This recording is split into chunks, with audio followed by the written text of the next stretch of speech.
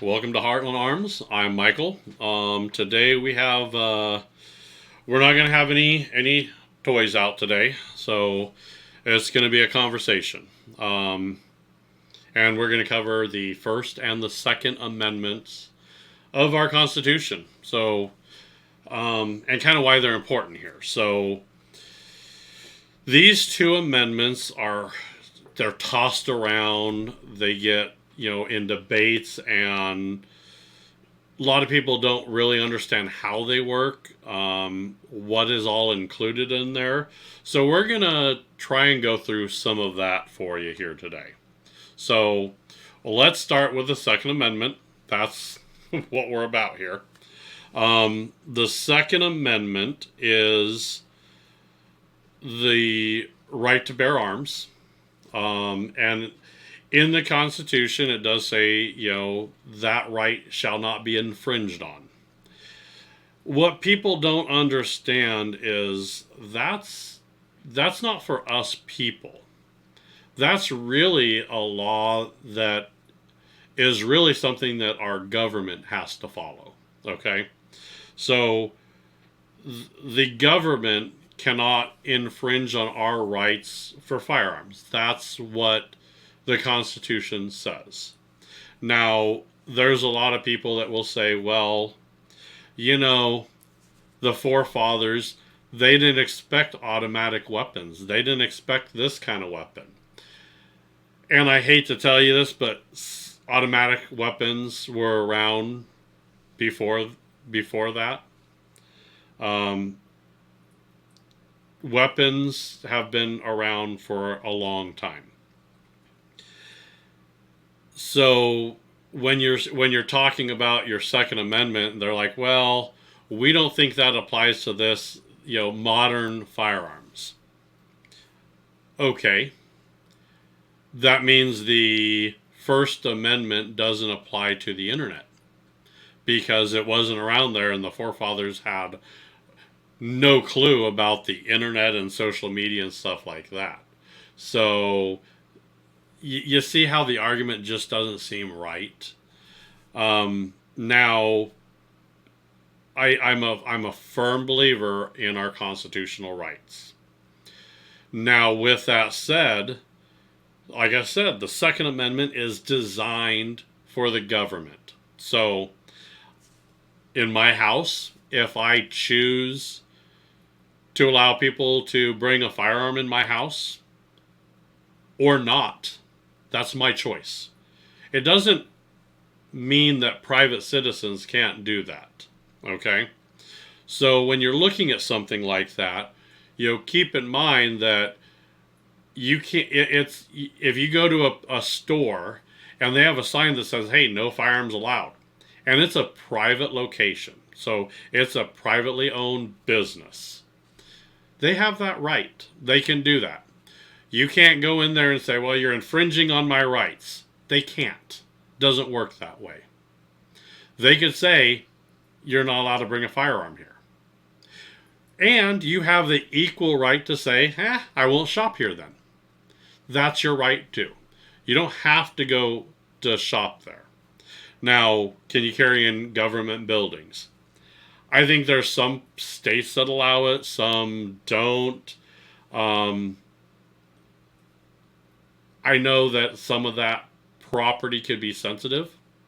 So, again, if you can't carry in that, so don't carry there. I'm a firm believer of being able to carry, which is also why later on we'll talk about storage of firearms and maybe getting a little safe in your car or some way to secure your firearm in the car in case you run into those situations. But as far as it goes for private citizens, if you're on private property, the person that owns that property has the right to do that. Now, it gets a little cloudy when you start talking about living in an apartment, because once that becomes your home, you have certain rights in your own home. And also, it's sometimes nobody's business if you have a firearm or how you think, if you keep it to yourself.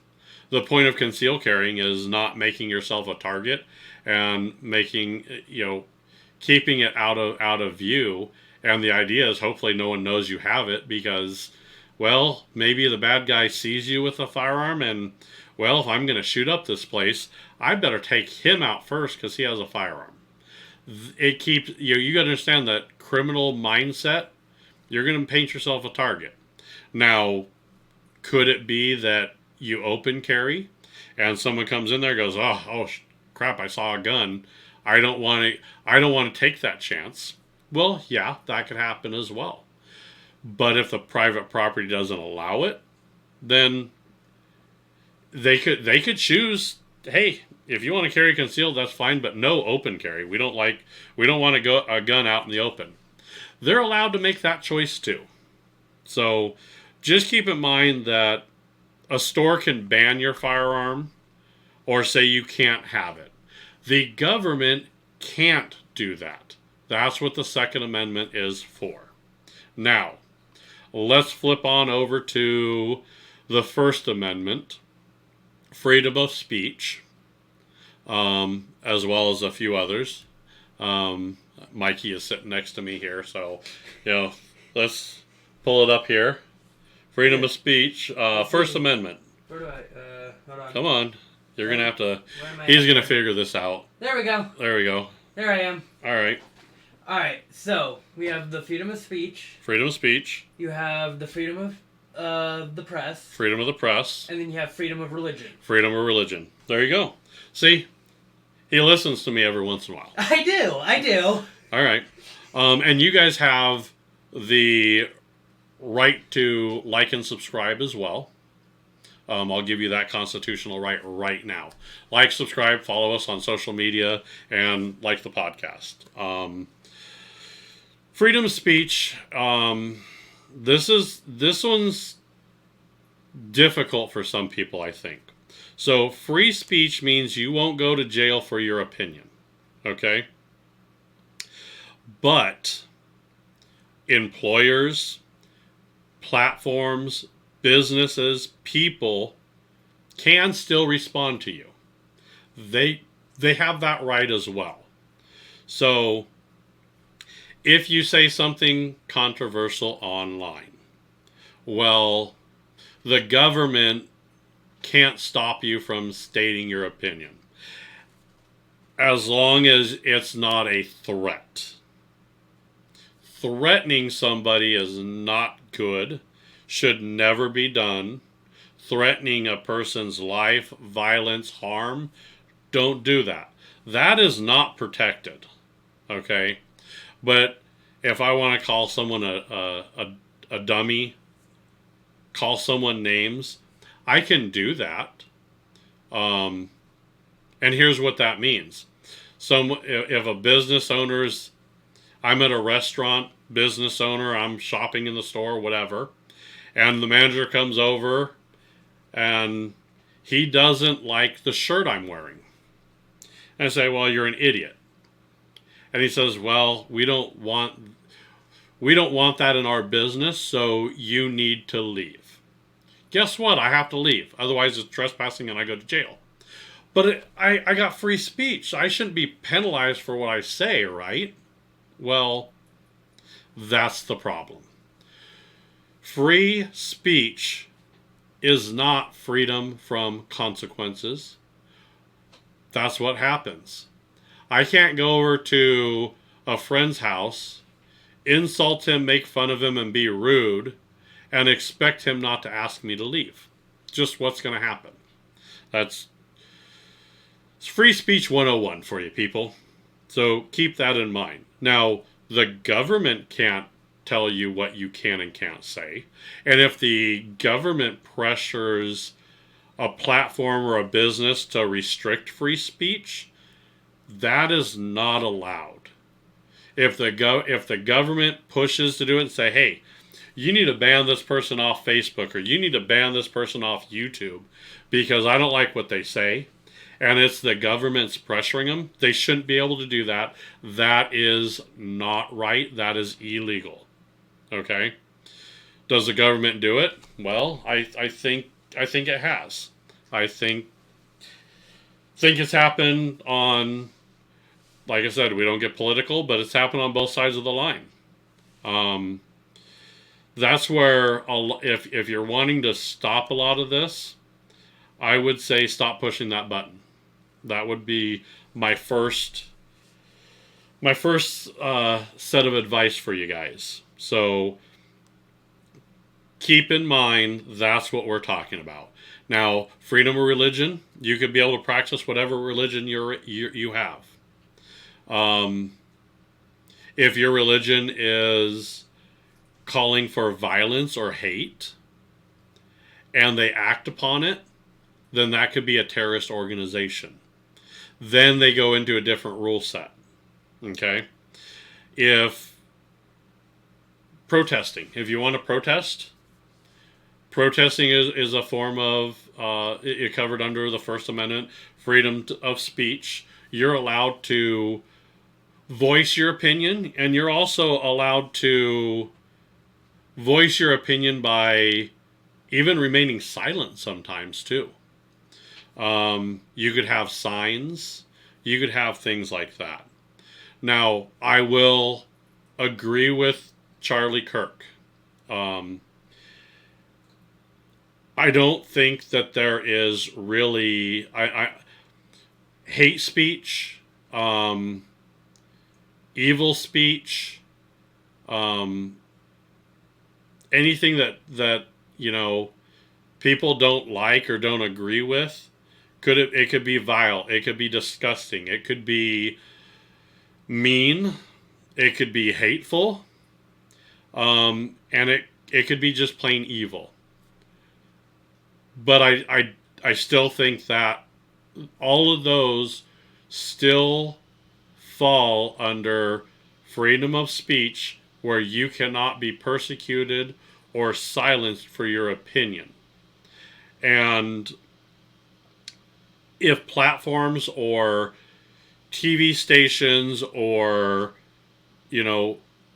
friends, if your employer, if they don't like what you have to say, they could choose to say, yeah, you're not a good fit for having you around. I don't like what you say, so I don't want to deal with you anymore. I don't want you as a friend. I might not want you in my life anymore. That's, I hope it doesn't ever come to that, but that's what you can do. Now, I don't really condone platforms, TV stations, or anything like that. I guess, stopping that kind of talk as well. I really think you should just let that go and let that be out there, because it's their right, and I would like to know who I need to stay away from. So when I see that hateful comment and I see what they do, I want to know about it, and I don't want it hidden from me, because if that person is dancing and excited because somebody was killed, I want to know about it, because I want to be able to make the choice to stay away from that person. So I don't agree with it, but I also still believe, that employer, that friend, that family member, that business, they have a right to, I guess, say who they want to have business with, be friends with, employ. And if they don't like the message you say, then you're going to part ways. Whether you like it or not, that's the way it happens. So I hope you take that into it and keep in mind that the First and Second Amendment limits government actions for you. Now, that doesn't mean there's not consequences for your actions. And if you're held to those consequences because you said something that was not nice, not polite, not friendly, and disrespectful to others, and you lose your job, you lose your platform, you lose your voice from the private sector for that, there's consequences for your actions. Take accountability. If you have those thoughts, keep them to yourself. By all means, you can do that. If you want to be a racist, fine, be a racist. If you don't want everybody to, judge you in the court of the internet, probably don't put it on the internet. Be a good piece of advice for you. If you want to be a closet racist, by all means, be a closet racist. You have the freedom to your opinion, no matter how stupid it is. Okay? So make sure you like and subscribe to the channel. If you don't, because you're a closet racist, I'm not going to lose any sleep over it. So if you're a racist, don't hit the like and subscribe. Everybody else, like, subscribe, follow us, comment. Love to have you around. With that note, have a good day.